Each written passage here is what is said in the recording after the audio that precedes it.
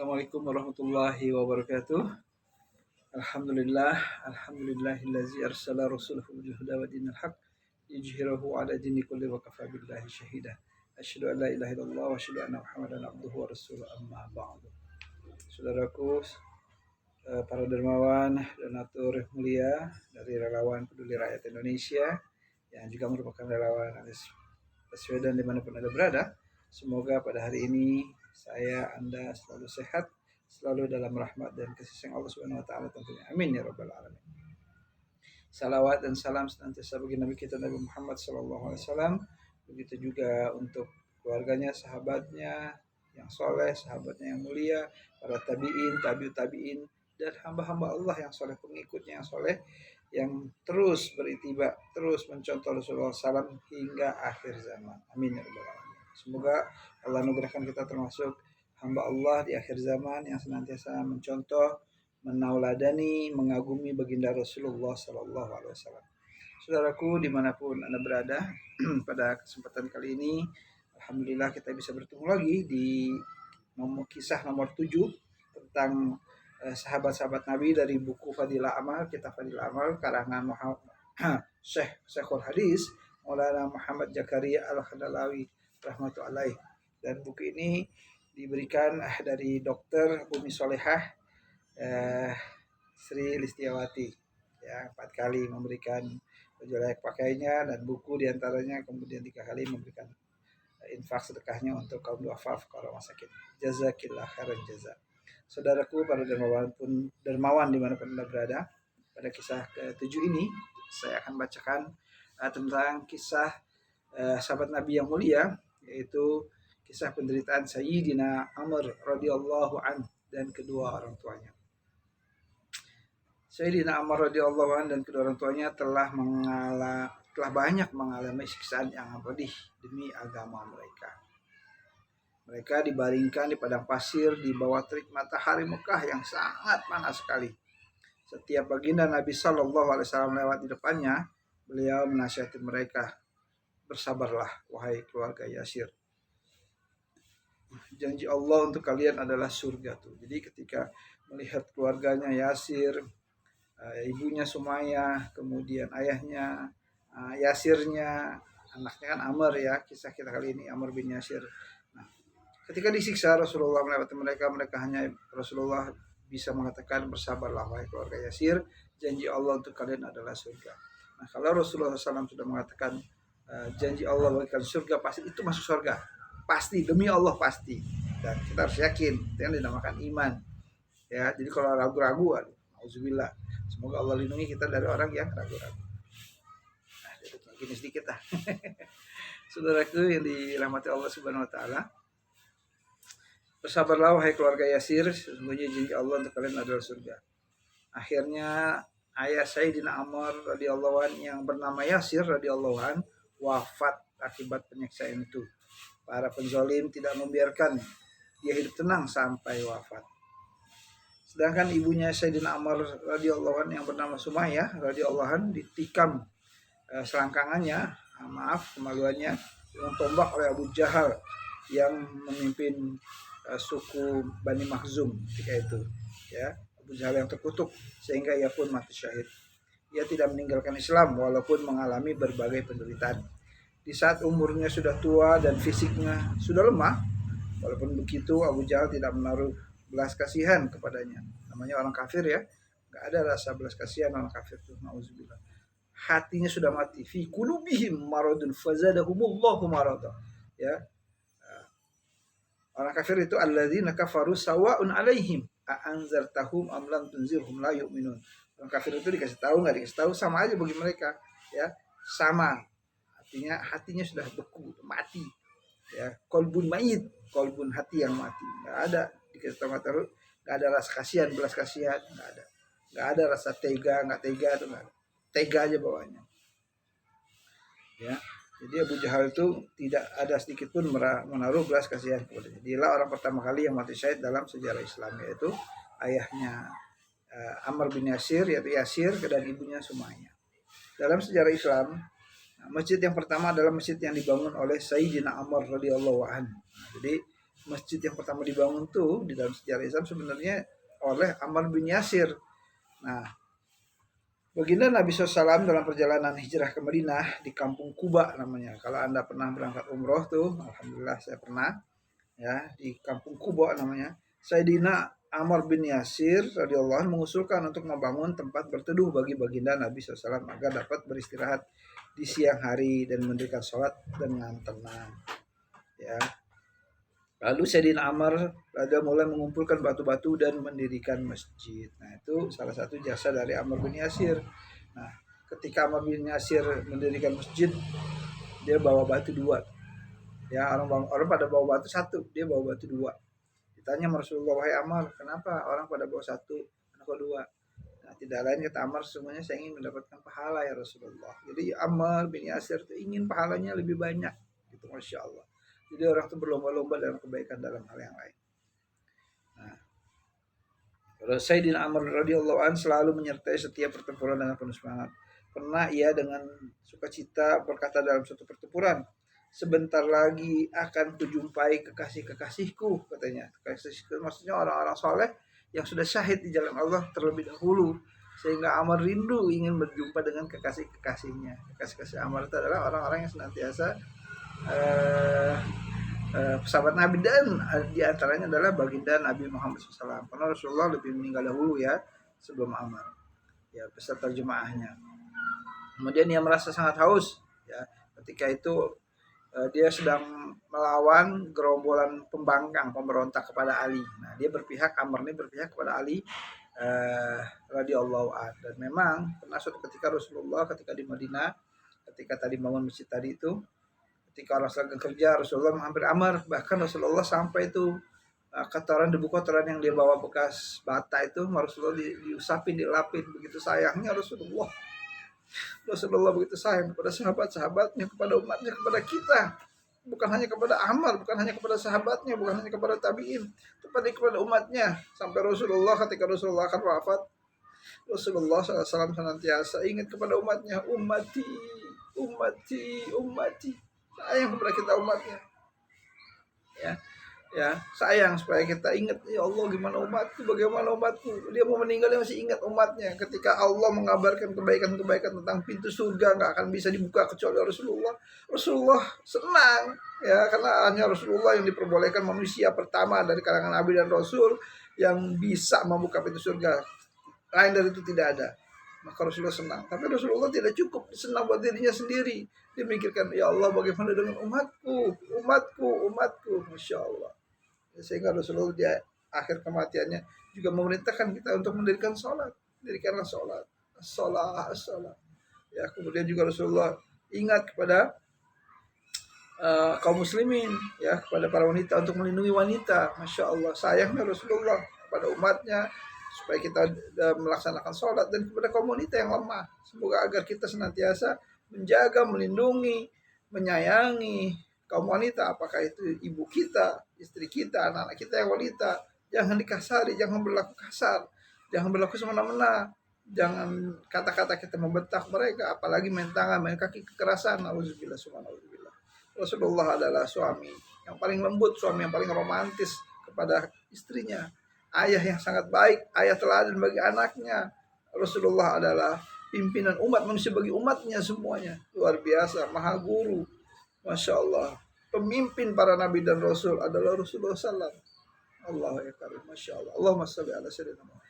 Allahumma salli ala sayyidina Muhammad. Semoga Allah pertemukan kita dengan Rasulullah SAW. Amin ya rabbal alamin. Saudaraku yang dimuliakan Allah Subhanahu wa taala, ketika dia menjelang kematiannya, dia bilang, aku rindu dengan kekasih-kekasihku, yaitu baginda Nabi Muhammad SAW beserta jemaahnya. Kemudian dia sangat haus. Ia minta segelas air dari seseorang, namun orang itu menyodorkan kepadanya segelas susu. Ia meminumnya lalu berkata, aku telah mendengar baginda Rasulullah SAW bersabda, yang terakhir kamu minum di dunia ini adalah susu. Jadi Rasulullah ketika masih hidup, Ammar, Rasulullah pernah bilang, sesungguhnya Ammar terakhir yang kamu minum adalah susu. Jadi ketika dalam melawan para pembangkang, mau meninggal sakarat, Ammar bin Yasir itu minta kepada seseorang agar diberikan air. Tapi seseorang itu yang memberikan itu susu. Kemudian Ammar jadi ingat akan sabda Rasulullah. Benar, Rasulullah tidak pernah berkata kecuali dengan wahyu dari Allah Subhanahu wa taala. Maka seorang itu berkasuhu.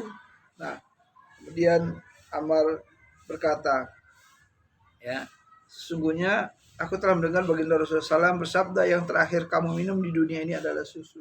Setelah berkata demikian, ia pun mati syahid. Ia meninggal dunia pada usia ke-40 tahun. Sebagian riwayat menyatakan 92 tahun. Dari kitab Usudul Ghabah. Saudaraku yang dirahmati Allah Subhanahu wa taala. Ammar ini adalah sahabat Nabi as-sabiqun awalun, yaitu generasi sahabat Nabi yang pertama-tama masuk Islam. Ya, sehingga ketika itu Islam belum kuat, masih lemah, sangat lemah. Sehingga orang-orang yang menjadi sasaran empuk orang-orang kaum kafir Quraisy adalah orang-orang sahabat-sahabat Nabi yang miskin-miskin, yang lemah, yang gak berdaya. Nah, karena memang Masya Allah Islam ini adalah agama yang banyak didukung oleh orang-orang kaum duafa, fuqara, masakin, ya, orang-orang lemah, orang-orang tertindas. Mereka pada senang sama Islam karena Islam ini adalah agama yang begitu rahmat, penuh rahmat, keadilan ada dalam Islam. Islam tidak pernah membeda-bedakan kaya miskin, tidak. Maka orang-orang kaum fuqara, duafa itu senang dengan agama Islam ini, mudah mereka menerima Islam. Makanya wajar kalau orang-orang miskin itu sangat mudah, cepat untuk menerima Islam, taat sama Allah Subhanahu wa taala. Karena mereka menyadari mereka tempat mereka bersandar nyaman itu ada di agama Islam. Ya, sedangkan agama-agama lain biasanya mereka yang kaya, yang punya jabatan, ya begitulah kehidupan dunia manusia ini. Nauzubillah subhanallah. Saudaraku dirahmati Allah Subhanahu wa taala. Nah, Ammar ini termasuk orang miskin, ya, dari kalangan kaum miskin. Nah, ketika masuk Islam ngumpet-ngumpet dulu ya di rumah sahabat Nabi yang bernama Arqam, atau masih sembunyi-sembunyi, ya, sampai-sampai kedua orang tuanya ngintip orang tuanya Ammar, berarti Sumayyah dan Yasir. Nah, suatu ketika di rumah dipanggil Ammar ini, dipaksa sama kedua orang tuanya, ditanya sama uminya, sama abinya, wahai Ammar, apa yang kau lakukan? Kamu ini membahayakan orang kafir pada membenci itu Muhammad. Waktu itu orang tuanya belum masuk Islam, tapi kamu saya lihat pergi menghadap ke mana. Akhirnya Ammar berterus terang kepada orang tuanya, wahai umi, wahai abi, sesungguhnya aku senang oleh Rasulullah. Jadi akhlak Rasulullah itu begitu mengagumkan orang-orang kaum fuqara, du'afa, lembut, penuh kasih sayang. Itulah pemimpin sejati. Pemimpin sejati dia dekat sama orang miskin, penuh kasih sayang, ikhlas, ya, redho, ya, nggak ada sok-sok jaga wibawa, sok jaim, enggak. Orang pemimpin yang Islam yang benar-benar dekat sama orang fuqara. Jangan jadi pemimpin itu senangnya ketemunya jenderal-jenderal doang, pengusaha, ketemunya cuma perempuan-perempuan cantik aja. Alah, dekat, berusaha dekat dengan kaum fuqara, dekat, sehingga kita tahu apa keinginan mereka, apa keluh kesah mereka. Itu pemimpin sejati, ya, bukan bergaulnya cuma sama konglomerat. Rasulullah tidak. Rasulullah itu sangat senang, Rasulullah itu sangat suka, Rasulullah itu sangat gemar, ya, berkumpul dengan orang-orang miskin. Makanya orang-orang miskin yang di zaman itu, ketika itu ada Habab, ada Bilal bin Rabah, ada Ibnu Mas'ud radhiyallahu, dan yang sekarang ini ada Ammar bin Yasir. Itu mereka senang. Kenapa Ammar bin Yasir bisa senang sama Rasulullah? Karena akhlak Rasulullah begitu mulia. Kenapa Bilal bisa masuk Islam? Rasulullah itu berkhidmat itu memberikan pelayanan kepada Bilal. Ketika Bilal masih belum Islam, dilihat Bilal bikin roti, Rasulullah dibantuin. Kata Bilal, wahai Muhammad, kamu ini kok orangnya baik banget. Mana ada orang-orang kaum kafir Quraisy yang terhormat mau ngebantuin, tapi kamu mau. Tuh, rendah hati Rasulullah SAW. Betapa mulianya akhlak Nabi kita. Dan kita bersyukur kepada Allah memiliki Nabi yang mulia akhlaknya, ya, Nabi yang luhur budi pekertinya, Nabi yang sangat indah akhlaknya. Akhlak Nabi ada di dalam Al-Quran, seperti Al-Quran berjalan. Masya Allah. Allahumma sholli ala Sayyidina Muhammad. Saudaraku, para dermawan dimanapun Anda berada, betapa orang-orang miskin di zaman Nabi itu begitu tertarik sama dakwahnya Nabi. Dakwahnya penuh lemah lembut, penuh kasih sayang, tidak dengan keras, tidak menjas, tapi dia mengenalkan Allah di dalam dakwahnya. Siapa Allah, kebesaran Allah, keagungan Allah, tauhidnya lebih didahulukan. Dan tidak pernah menyalahkan orang itu dahulu. Sehingga orang itu bersimpatik. Kalau orang sudah simpatik, orang itu sudah tertanam dalam dirinya rasa cinta, rasa sayang dengan dakwahnya, orang akan ikut. Dan Rasulullah bukan cuma dakwah, bukan cuma dengan kata-kata, tapi dia punya uang dia bantu, dia punya pakaian dia kasih. Apa saja yang dimiliki Rasulullah itu diberikan kepada kaum fuqara du'afa. Nggak pelit, nggak kikir, nggak pedit, nggak kedekut, nggak apa namanya itu, nggak berat ngeluarin hartanya untuk kaum fuqara du'afa dan masakin. Saudaraku dalam Allah Subhanahu wa taala, berarti beruntunglah kalau Anda para dermawan yang senantiasa memberikan donasinya, baju baru, baju layak pakai, infak sedekahnya untuk agama Allah, itu berarti Anda telah mencontoh Rasulullah Sallallahu Alaihi Wasallam. Ya, semoga saya juga bisa mencontoh seperti Anda, sebagaimana saya mencontoh Rasulullah SAW. Saudaraku yang dirahmati Allah Subhanahu Wa Taala, begitulah para sahabat senang. Nah, ketika ibunya tahu Ammar menjelaskan kalau dia tertarik sama Rasulullah dan dia sudah masuk Islam, ibunya khawatir, was-was. Akhirnya diberitahulah kepada Ammar kesempatan Ammar untuk berdakwah kepada ibunya, Sumayyah, wahai Umi, masuklah Umi ke dalam agama Islam. Sesungguhnya Islam ini agama keselamatan, menyelamatkan. Ya, jadi kalau kita masuk Islam itu berarti kita selamat, selamat dari apa? Dari siksa kubur, selamat dari hisab neraka jahanam. Betapa beruntungnya Umi kalau Umi masuk Islam. Maka dengan dakwah yang penuh lemah lembut kepada orang tuanya, aku sayang Umi, begitulah kira-kira dakwahnya Ammar kepada uminya. Maka uminya langsung masuk Islam. Diceritakan kepada Ammar tentang kemuliaan sifat-sifat yang dimiliki oleh baginda Nabi Muhammad SAW. Nah, ketika itu ayahnya juga ada, maka meneteslah kedua air mata hati kaum fukara, hati orang miskin, ya, seperti Sumayyah saat itu, sehingga dia kagum. Nah, dijelaskan oleh anak tercintanya, anak kesayangannya Ammar, ya, yang menceritakan sosok seorang manusia mulia, manusia agung, manusia yang mempesona, sehingga akhirnya Sumayyah masuk Islam dengan hidayah dari Allah. Begitu juga ayahnya Yasir, langsung segera mereka berdua masuk Islam, dan mereka tahu risikonya kalau masuk Islam mereka pasti akan disiksa. Dan benar, ketika mengetahui pembesar kaum Quraisy ini dari Bani Makhzum ini, Abu Jahal, Ammar masuk Islam, kemudian ibunya ikut masuk Islam, yang mana mereka pernah bekerja sama mereka sebagai budak-budaknya, maka langsung Abu Jahal menyiksa mereka. Dibawalah mereka di sebuah tempat padang pasir yang panas, diikat, dirantai, kemudian mereka kadang seperti disalib seperti itu, disiksa, dipukul, pakai cambuk dan sebagainya, macam-macam bentuk-bentuk siksaannya, ditenggelamkan dalam air ember sampai susah napas dan sebagainya, dikasih besi panas, lalu dimasukkan ke dalam sebuah padang pasir, cuman hanya kepala aja. Betapa siksaannya bertubi-tubi itu menghantam, ya, kepada kaum muslimin saat itu yang masih sangat lemah, dan diantaranya adalah keluarga Ammar bin Yasir. Maka ketika penyiksaan demi penyiksaan itu dilihatkan, bahkan Ammar dilihat karena yang pertama kali masuk Islam belum mengajak kedua orang tuanya ada Ammar, maka Abu Jahal sengaja menyiksa kedua orang tuanya di depan Ammar supaya Ammar berubah pikiran, karena Ammar masih muda. Dipikir Abu Jahal dengan menyiksa kedua orang tuanya Ammar, Sumayyah dan Yasir, maka Ammar akan kembali kepada agama nenek moyangnya, Lata, Uzza, Manaf dan sebagainya, nauzubillah. Tapi ternyata tidak, salah.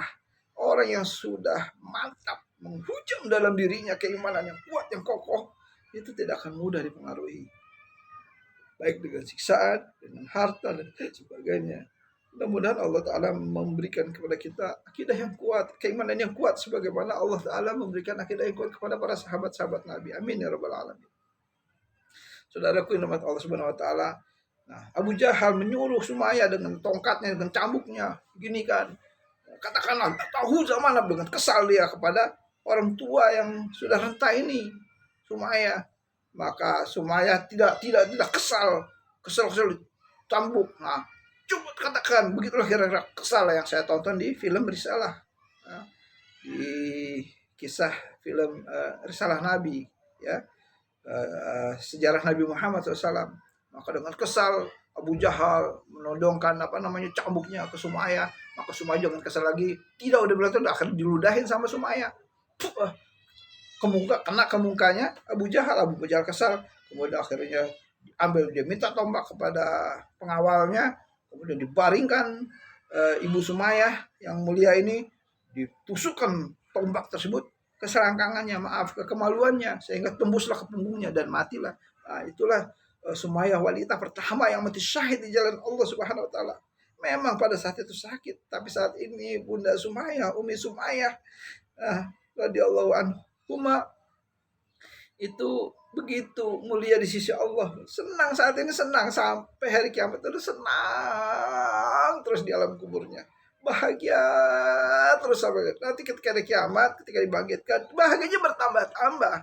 Ya, termasuk orang yang mati syahid di jalan Allah Subhanahu wa taala. Subhanallah, betapa beruntungnya Sumayyah.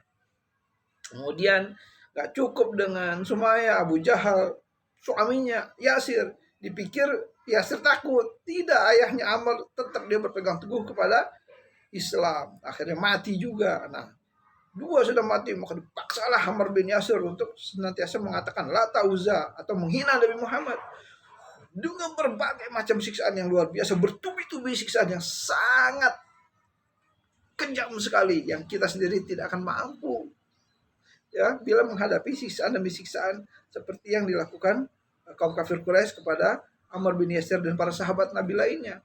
Tapi Masya Allah, Ammar bin Yasir sehingga dia sampai pingsan, si Umar, kemudian dia dipaksa untuk mengatakan la ta'uza karena dia dalam keadaan tidak sadar. Akhirnya dia mengatakan apa yang diperintahkan orang kafir Quraisy. Nah, setelah dia sadar, dia ingat, dia ada rasa takut kepada Rasulullah, kepada Allah, takut dia dengan kata-katanya dia telah murtad karena Ammar begitu cinta kepada Allah, cinta kepada Rasul, sementara kondisi tubuhnya saat itu sedang tidak sadar.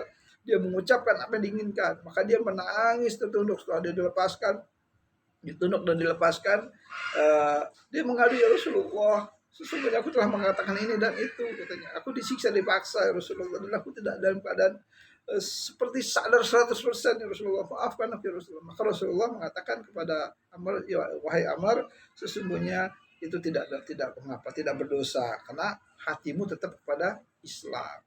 Nah, suatu ketika Rasulullah ketika melihat mereka disiksa, Rasulullah kan berada melihat, nggak bisa Rasulullah bisa membela karena Rasulullah saat itu dalam keadaan posisi masih sedikit pengikutnya, sehingga Rasulullah hanya mendoakan kepada keluarga Ammar mereka berupa surga. Dan ketika Ammar waktu itu ada besi membakar, ya dibakar Ammar itu pakai besi, nah, di tubuhnya. Rasulullah melihat, nah kemudian sama Allah dipeganglah sama Rasulullah Ammar, kemudian berdoa Rasulullah, ya Allah, anugerahkanlah ya Allah api yang membakar Ammar ini, ya Allah, sejuk dan menyejukkan sebagaimana telah Kau berikan api itu sejuk dan menyejukkan kepada Nabi Ibrahim alaihissalam. Maka dengan izin Allah, api yang membakar tubuh Ammar sejuk, merasakan kesakitan Ammar dengan izin Allah. Doa dari seorang maha guru, manusia mulia, manusia yang sangat dicintai oleh Allah, kasih Allah, Rasulullah SAW, Muhammad Rasulullah SAW. Saudaraku yang dirahmati Allah Subhanahu Wa Taala, itulah kisah yang sangat heroik, kisah yang penuh dengan kesedihan, kisah yang sangat memilukan bagi para sahabat-sahabat Nabi yang awal-awal mereka masuk Islam.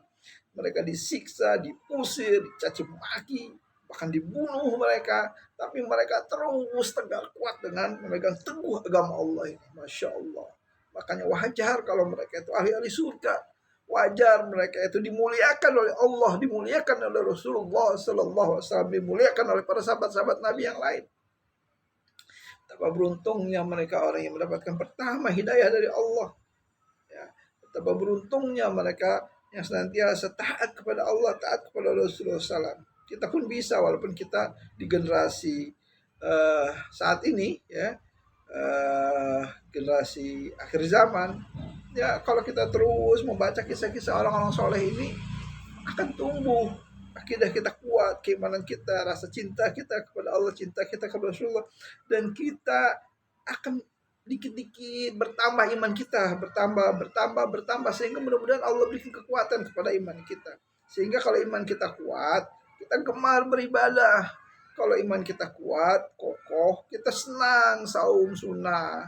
Kalau iman kita kuat, kita senang baca Quran. Kalau iman kita kuat, kita gemar baca tokoh-tokoh sejarah-sejarah Islam, baca-baca buku Islam. Kalau iman kita kuat, kita senang menjadi dermawan, sedekah, ya memberikan baju barunya, baju layak pakainya untuk fisabilillah, untuk agama Allah, untuk fuqara, du'afa dan sebagainya.